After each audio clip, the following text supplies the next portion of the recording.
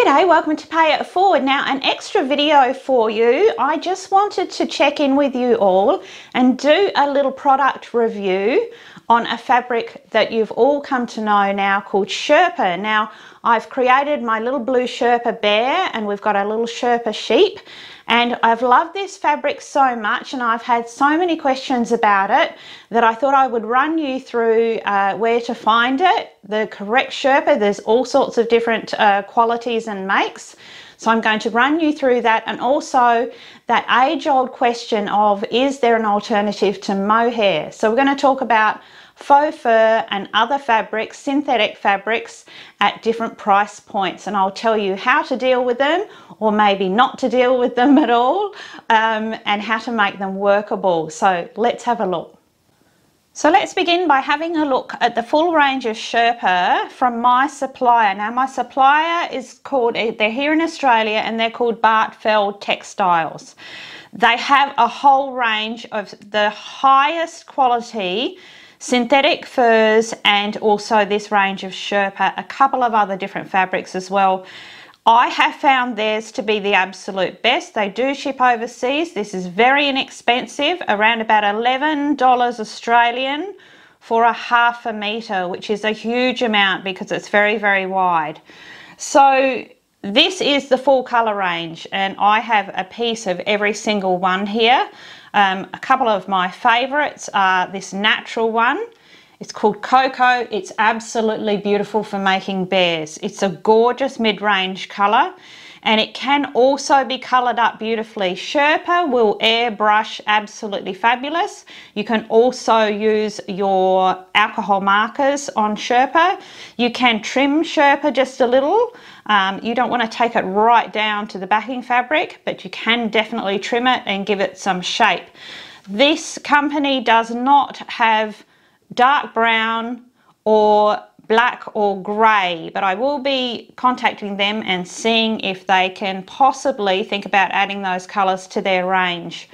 So you can see just such beautiful colours. Coming up, I'm going to be creating for you a beautiful Easter bunny in this lovely pink.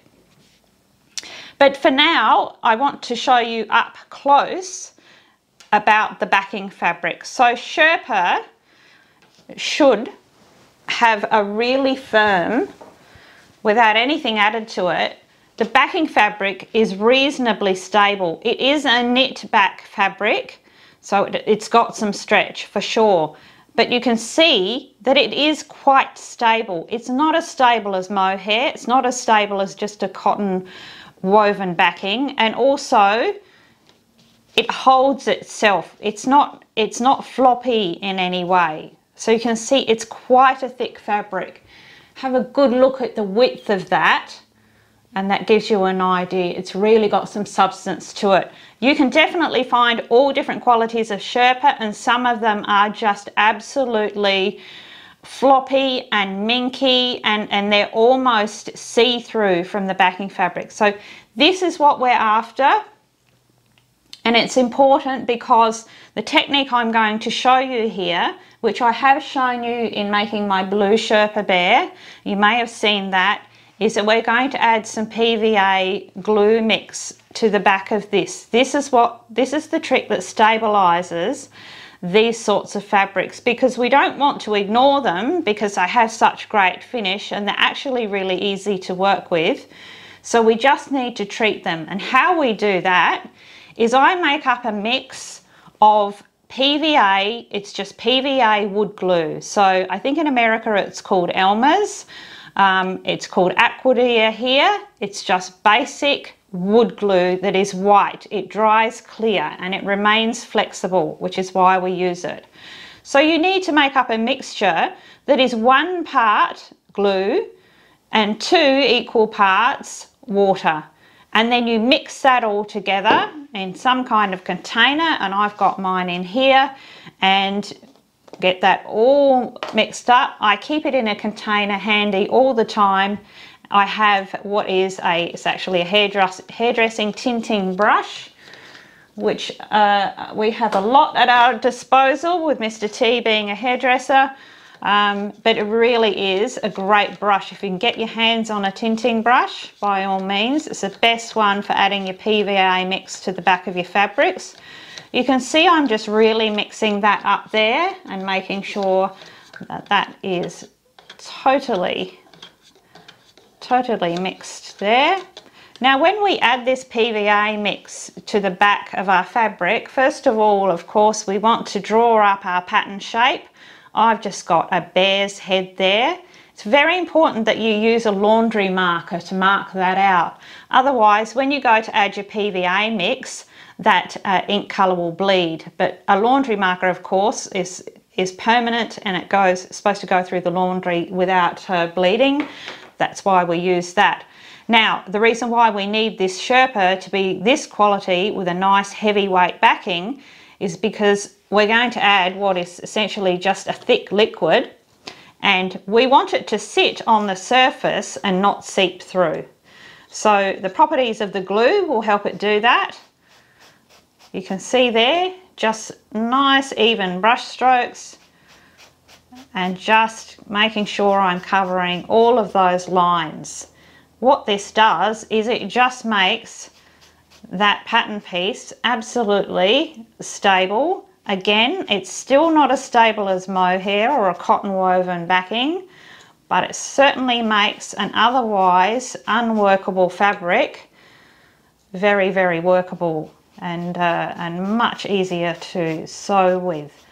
So I do this on all of my head pieces. I do this on mohair as well, so I'm a bit of a control freak. I like my little head pieces to be like a little skull. So you can see there, I've just brushed that on, and obviously I would do that with all of my other pattern pieces which are that are making up the head. The other pieces that I do always coat fully are foot pads and any sharp point curve areas, any edges, and of course all of your openings that we're going to be closing, brush this on there as well. And then you don't have to do any sort of stitching, pre-stitching. It's already nicely sealed, and you'll be able to cut those out once they're dry, and it won't fray away and it will hold itself. So when you are going to be cutting out your pattern piece, once it's completely dry, and certainly don't attempt to cut out that pattern piece until it is really dry, you must, when you're using any kind of fabric with pile, you need very sharp pointed scissors, and you want to introduce just the tip of those scissors, and we're cutting just the backing fabric. So this is a one occasion with working with scissors where we want to do little snips, and we're just going to see how I'm working the scissors in between that pile so that pile remains nice and intact. You would never cut into any fur with pile just straight through, because you'll leave a clear cut line and lose most of that pile on those seams. So once that's all dry, you would cut that one out and you would have those beautiful pattern pieces. So pop that one aside, and now let's have a look at some alternative fabrics that we can use and use that same PVA mixture. So let's start by looking at some alternative fabrics that we can use on a positive note. Now this is the first one I have. Now, as I said, it's all about the backing fabric when you're choosing fabrics for soft sculpture, and particularly teddy bears. So this is like, it's almost like a little toweling, and it is a bear fabric. It's cotton based, so this backing fabric is really, really stable. Not only that, it's a good weight, heavy weight, and tightly bound. So this one can take our PVA treatment and it'll handle that really well. So this one comes in many colours, and it may not be something that you like the look of. The feel of it is lovely, it's quite soft, but it's definitely a very organic sort of a look. So that's a positive option that you can try. The next one I have is actually a stretch knit fabric, and it is a wool blend, but you can see it's got a very open weave and there's a lot of stretch in it. The benefits of this one is that it's nice and flat.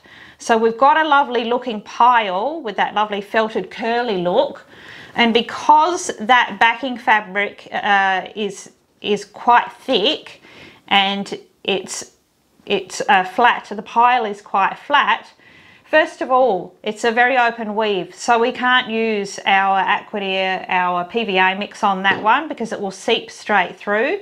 In this case, to make this one a workable fabric, we just need to iron on our fusible woven cotton interfacing, and that will stabilize that fabric beautifully. It's not going to change the look of it, and we're still going to get that lovely pile. So that's another good way to get a bit of a woolly teddy bear look and still manage that fabric. So there are lots of fabrics out there with that kind of backing. So now we're going to move on to the absolute synthetics. So here I've got, this fur is from the same company where I get my Sherpa. This is premium synthetic. This is called Siberian Fox for obvious reasons. Isn't it stunning? It's easy to be taken in by these furs, and imagine a beautiful bear made up in these, and certainly they are lovely when they're made up, but they come, working with this fabric brings its challenges. But first of all, again, I want to show you the backing fabric. This backing fabric is nearly identical to the Sherpa that I just showed you. So it's tight, it's quite stable, it's quite thick. You can see that it's very, the grain line is very secure, it's not all over the place. So this one we can use our PVA mix with. So if you're really determined to use a synthetic, go ahead and choose one with a great backing fabric like this. Use your PVA mix, and then I'll show you how to deal with some of the challenges a bit further in. My advice though is to choose a similar fabric with the same nice strong backing fabric, which we can use the PVA mix on. So it's very similar here, but of course it's a shorter pile. Now all synthetics are the same in that they have a super dense, very dense on the base because it's bonded rather than woven, and the fur is very, very straight.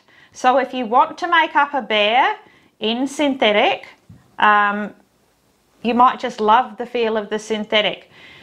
Go ahead and use one of these with that PVA mixture treatment that I just showed you. But my advice is to use a shorter one, because trimming this fur, any of these furs, is very, very challenging. So if you want to do any kind of detailed face trim and you're not very experienced, you're going to find this really, really challenging. Mohair is very, very forgiving when you're trimming it. This synthetic, any synthetic fur hides no mistake. And I'm a dog groomer and have been doing this for years. You can see that's it trimmed away. It does look quite stunning when it's trimmed away. And Mr. T is a hairdresser. He's been a hairdresser his whole life, and this is challenging. So not for beginners for sure, but you can certainly stabilize the backs of those fabric and perhaps work with a shorter one. That's just my advice. I see so often that people come to make their first bear, they go for the most luxurious looking fur with a terrible backing fabric. They don't stabilize it, and they get a quarter of the way through the project and they never want to see bear making again. And I think that's a shame, because it's being based on price point. But these in that shorter length, still a challenge, but definitely more doable. So just to show you the types of synthetic furs to avoid, you may think that this one, that lovely deep grey, is the same as this one, but it's not at all. The backing fabrics are totally different. This one is woven on a nylon, a horrible nylon backing. Look at all of that stretch. It's not stable in any way. Because it's nylon, it's like plastic. It won't take our Aquadear and remain nice and flexible like this one will. It's quite unworkable. You can't iron interfacing onto the back of it because it is that nylon that will just melt or burn.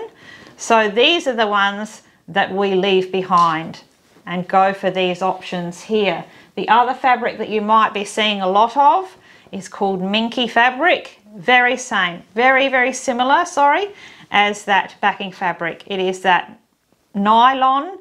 It's very silky, feels wonderful, but working with it is an absolute nightmare, and there's really no way to stabilize that back. It won't take the PVA mix, and you really can't successfully press any stabilizer on the back. So I leave the Minky fabrics alone also, unless you're making something without structure and it's just fully a soft squashy thing. I just leave those alone, as tempting as they are. Now, there are a lot of Sherpas out there that look like this in weight and are this soft, and this is my Sherpa that I use. You can see the difference. Totally different. So if you have a Sherpa like that, that's not the one we're looking for. You could still use it if it's flat, but of course mostly they're not. They've got these quite knobbly sort of pile pieces on them, so we can't treat that with PVA, and we can't iron interfacing on the back of a poor quality Sherpa. So it does need to have this great backing fabric. So I hope that explains that. Now, trying to remain positive about the synthetic fur, and I've definitely used it over the years, but I've usually used Schulte's European cotton woven back synthetics. You can get them, but they're usually more expensive than mohair, so it's not about price point. Sometimes I have to make custom orders where I have to use a synthetic because that's the exact fur. It's the exact fur to match what somebody's looking for, or the breed of dog or animal. So I've cut out 2 pieces from that same fur with a really good backing. I've used my PVA mix on that, so it's nice and stable. And you can see there, I've cut very carefully when I've cut them out and not cut any of that pile. And I'm going to show you what it's like to put one of these together. So as tempting as this very long fur may be, it won't be tempting after you've worked with it. So we're going to start by pinning as we would with our right sides together and tucking that fur. Now here's where it gets tricky, because all of that fur has to be tucked in and free of that seam edge. And it's like trying to pin 2 pillows together and keep them even on the edge, you can imagine. When we get into tight little curves like this, of course it just gets worse. And we're just trying to tuck that all in. It's literally bursting from the seams. And it's actually very difficult. Even if you overcast first, which you absolutely have to do if you're working with a synthetic, overcast first, tucking that under the machine and keeping those 2 edges even without one sliding the other way, ending up with a twisted uneven head, is very tricky. It's like trying to put 2 mattresses under the needle of the machine and sew them up. That's what it feels like to me. And it's terribly challenging. And of course, not all of the parts on your bear are nice big rounded parts. Some are actually quite tight. You imagine sewing in nose gussets and that sort of thing. So it gets very tricky. But if you use this one with the good PVA mix, if you have some experience with working with fur and you're up for the challenge, you could definitely give it a try. As I said, I have done so over the years, and they do make beautiful bears when they're finished, but a lot of people don't get to the finishing line because of those challenges. I just want to be absolutely honest with you, especially those of you who are just starting out, and I just think if this is the alternative and that's the compromise, it's a pretty good compromise just to go for something shorter. So the other key reason why I absolutely hate working with synthetic is that the fur itself gets absolutely everywhere, and I mean everywhere. Hello! Okay, so maybe that's an exaggeration, but that's how I feel whenever I work with synthetic. So you know what? Look, give the Sherpa a try. I think it's an absolute great starter fabric, and it's so good that we're going to be using it even in masterclass in piecing and different projects. It's all about what you do with it. So enjoy, have a bit of an experiment with some of your fabrics, and let's see what you all come up with. So I hope that has helped you out today and answered some of those questions about working with some of those trickier fabrics. Do use that PVA mixture and do some experimenting, you know, try it out on little swatches of fabric, see how you go, see what it's like to work with when it's dry. Experimenting is absolutely the best thing. So I hope to see a whole lot more Sherpa creations coming along. Of course, I'm going to be adding to that collection. Lots of exciting things happening. I promise you, I'm going to give you all right here on Pay It Forward a beautiful Easter bunny using the Sherpa, and it'll be a nice, decent, cuddly size. So look forward to that one. In the meantime, everybody, stay safe, keep on being creative, and pay all of those good things forward. Until next time, it is hooroo from me.